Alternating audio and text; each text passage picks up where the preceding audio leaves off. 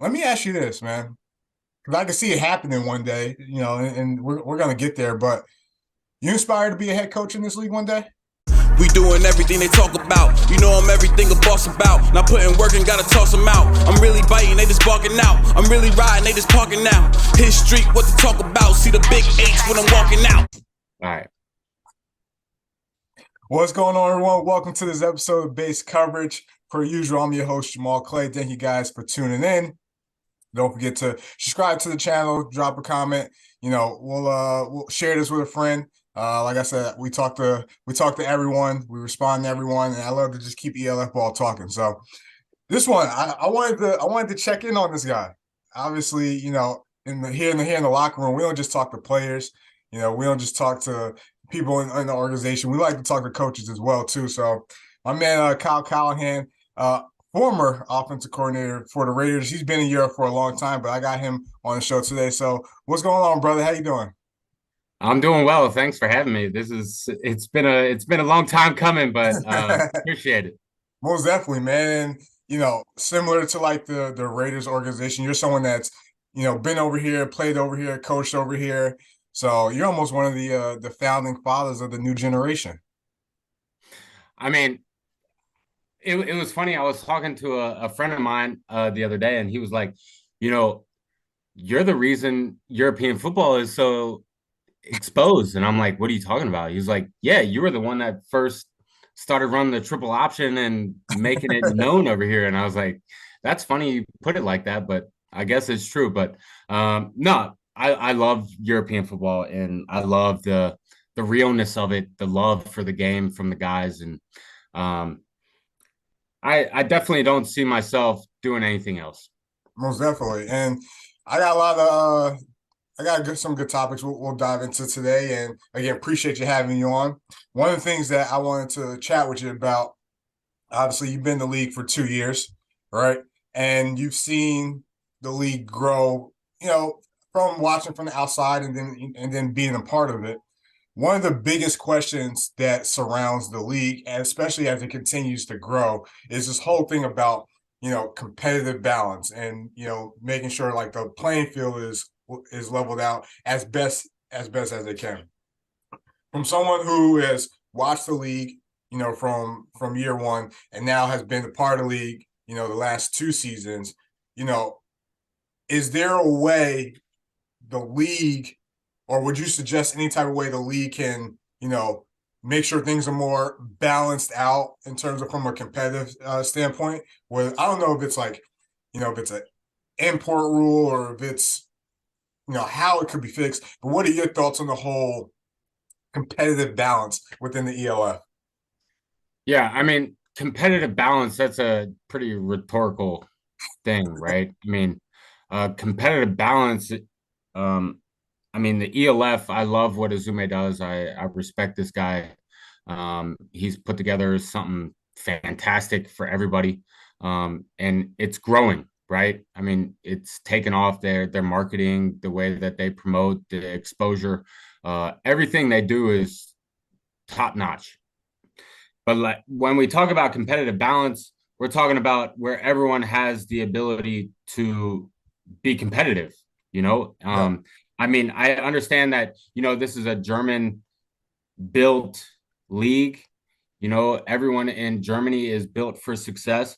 But then you have those conversations about those teams in Austria, those teams in Spain, those teams in Hungary, those teams in Italy, and all over, right? I mean, how competitive really can the balance be?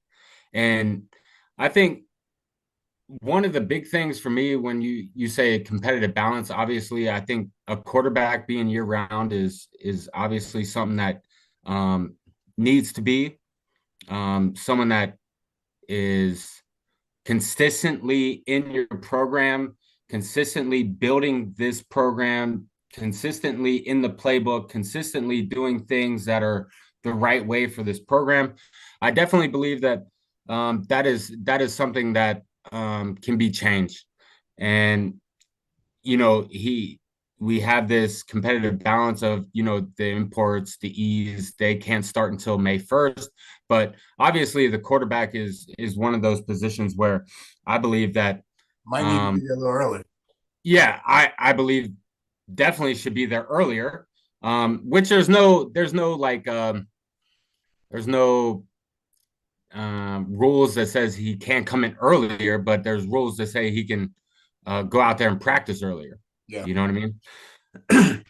So, I mean, I believe when you have like OTAs, when you have these off-season throwing programs, when you have these off-season lifting programs, obviously, to build a team, you need everybody there, yeah, and it's really hard when, and not saying it's super hard, right? I mean, you have these guys that can do it, but for me personally, like it takes all 11. And when my quarterback, my leader, my general, my manager is not around until what, April 29th or April 28th, yeah. then it's a difficult situation, right? You got to Um, microwave the process a little bit, catch everyone up to speed a little bit. Yeah, right. Um, I mean, that would be one thing that would definitely be in the competitive balance. I mean, another thing you can definitely see in the ELF is definitely O-line position. natural. Um, just how yeah, it's not there. I mean, especially for the guys that, are in the Austrian league. You have the Vienna Vikings, you have the Tyrol Raiders that are battling out for this slim to none offensive line picking of talent. And you have one or two, maybe a three, but then you get six imports and then you have no depth. It's I would say it's a little bit more difficult, obviously, for the Raiders. Yeah, Um, just because, I've been around it, I've seen it. I know more firsthand.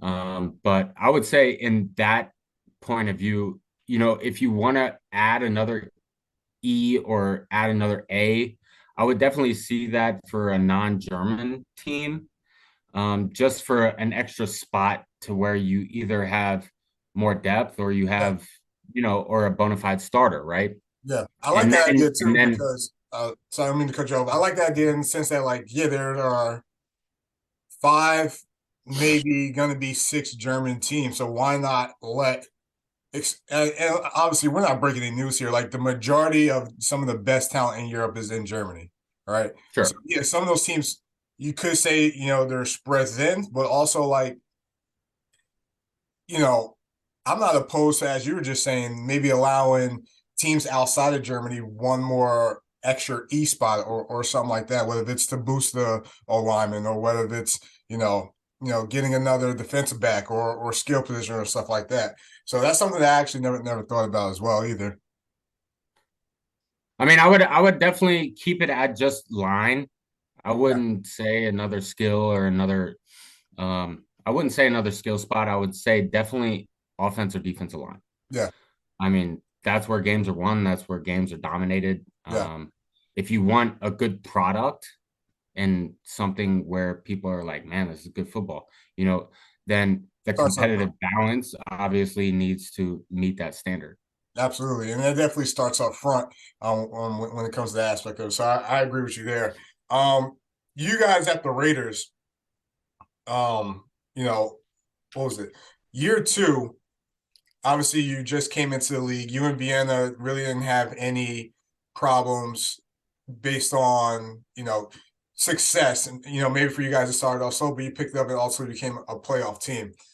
Over the past, between the past 2 years, there's only been, two new teams that have had success in their first year. Why do you think new teams struggle in their first year? I think new teams struggle in their first year. I mean, if you look at Vienna, you look at us, you look at Warclaw, those teams didn't really struggle because of the foundation that's already there, right? Um, New teams struggle just because of they're trying to figure out the kinks. They're trying to figure out they're trying to figure out everything, right? I mean, it's a brand new organization. They're trying to build it from the ground up. I mean, if you don't have a competent person that knows what they're doing or understands the balance of European football, then it's easy to run that thing out of balance, right? And have no foundation. Yeah, You know, I I mean, I'm not biased or anything, but like Sean Shelton. He's with the Munich Ravens. He's played the game. He's seen European football. He knows what it takes to build and how to treat these players and one of really the how best to signings last offseason. run a program, Yeah, right? So with Munich building from scratch, obviously you then have people in place that know what they want, yeah, know the vision, know the league, know what it takes to prepare in the European League of Football, or not even just the ELF, just European football in general, right? absolutely. So I think there's a difference, especially when you hire a lot of these. I mean, there's nothing against it. I mean, I'm totally with it. Um, and I just want to make this clear. Like, I'm not bashing nobody. I'm not saying anything. This is just my opinion, Hmm. right?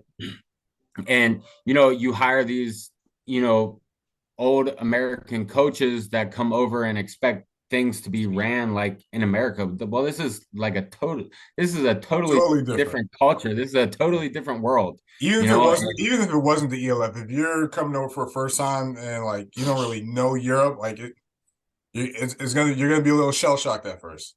yeah, for sure. I mean, the Europeans can play. Absolutely. The Europeans can definitely play.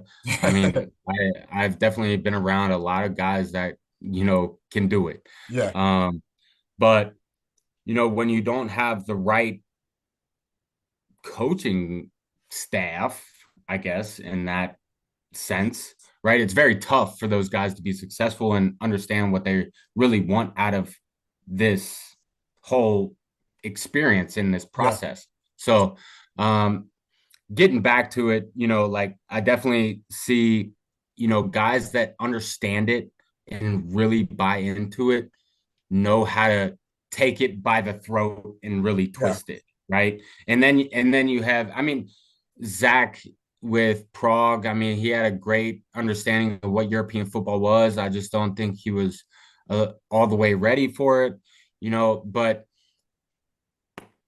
I mean, what do you do? I mean, you yeah, you can't prepare somebody for it unless you have interventions, yeah. you have talks, you have everything in place that you need to have to be really ready for this next step. And I think ELF is really taking it to the next step. Absolutely. And not just from gathering some of the best talent in Europe and having them compete, but also the exposure and the marketing is giving these guys opportunities, you know, making them more Elsewhere. available to open opportunities and stuff like that, which is something that doesn't really, you know, a lot of people don't really mention a lot. Like, yeah, like obviously, this league came in, did what it did, and obviously ruffled the wrong feathers. But now, like, people understand the league and it's growing and stuff like that. But like the opportunities that the league has presented to the players as well, you got to give the league credit for that. Yeah, big time. I Yeah. mean, look at Devontae Turpin. He's Listen, been the last 2 3 years with the Panthers to Dallas the Cowboys. Cowboys. Yeah, let's go. I mean, he was with the Warclaw Panthers, right? Yeah, I mean, you have guys that go from this league or that have played in the XFL or played in the NFL or been with rookie camps and stuff like that, and then come to this league, get tape, go back to the States, and now they're in the on a roster and making a name for themselves. It's no different, right? It's yeah, also the other way around, right? You have guys that make a name for themselves and still love football and come over here and yep. um yeah, so it goes full circle.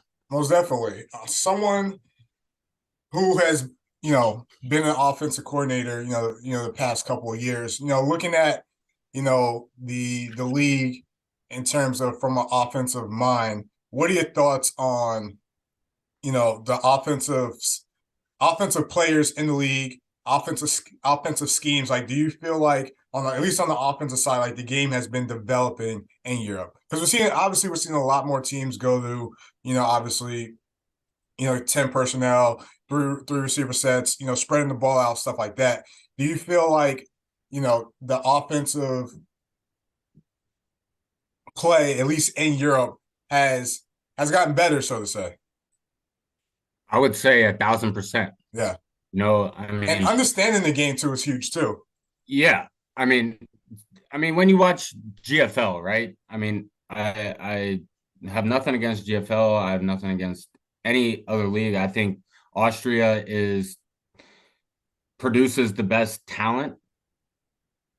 I'm maybe biased, but I think from like an overall standpoint, from like IQ, from Yeah. talent, from understanding football and scheme wise, I think Austria has the best players developed when it comes to that.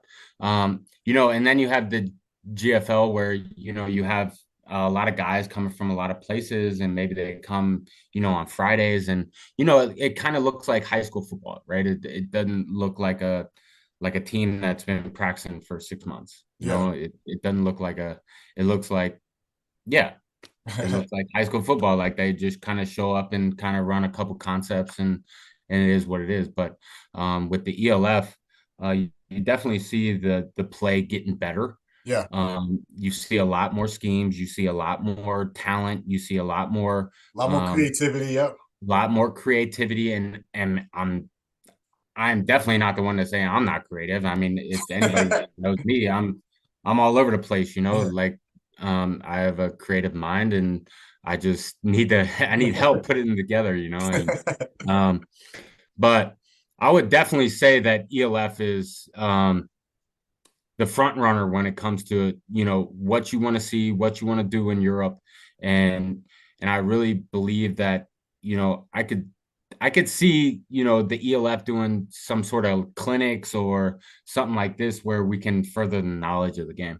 Most definitely. And just listening to you talking, obviously, watching, a couple of your games, like you definitely, one of the smarter offensive coordinators, in the league, especially when it comes to, like making adjustments and stuff like this. And just listening to, how you talk about the game and, like your overall thoughts and stuff like that. Let me ask you this, man. Because I can see it happening one day, and we're gonna get there. But you inspired to be a head coach in this league one day? Yeah, I would say in the next couple years, I definitely would love the opportunity. I definitely see myself, um, running a program, building a program, um, with the values and the principles that I see fit for a program. Um, but that's my ultimate goal, right? Yeah. Right now is, a couple stepping stones. Um, I've always inspired to be a head coach. I didn't have it in me a little bit, I really had a lot of self-confidence stuff and really had to overcome that. But I really understand who I am and what I want out of a program, and I Yeah. really think football is me. And yeah, in the next 2, 3, 4 years, I definitely want to see myself as a head coach, and I definitely want to see myself running a program. Most definitely. And last question, and something that I just want to pick your brain about. We've seen, Coach Black from Barcelona, Coach Ward, from the guards, fortunately going to Milan now. But that's a story for a different day. We've seen Kendra Allison, we've seen, Dan Dish, you know, all defensive coordinators get head coaching jobs, which is pretty ironic because in the NFL, it's like all the offensive coordinators get the head coaching jobs. But again, a lot of defensive coordinators get head coaching jobs this year, which is good because it's growth in the league, at least from a coach's aspect of it.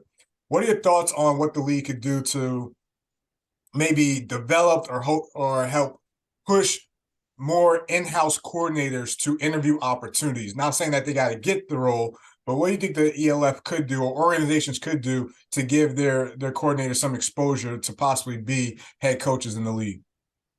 Yeah, first it takes trust, right? The trust in the guy, the trust in, he's gonna do the right thing, and definitely the trust from the players.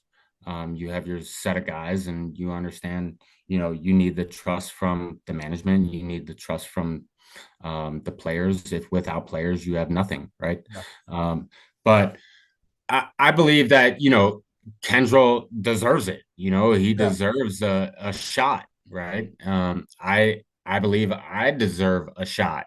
I mean, everyone kind of deserves a shot, right? Especially guys that are ambitious, guys that want to grow this game. I mean, Dan Dish has been around there for a while. what, 4 years now? Three Yeah, years, 4 years. been here for like He four was or 5 working with years. Zach.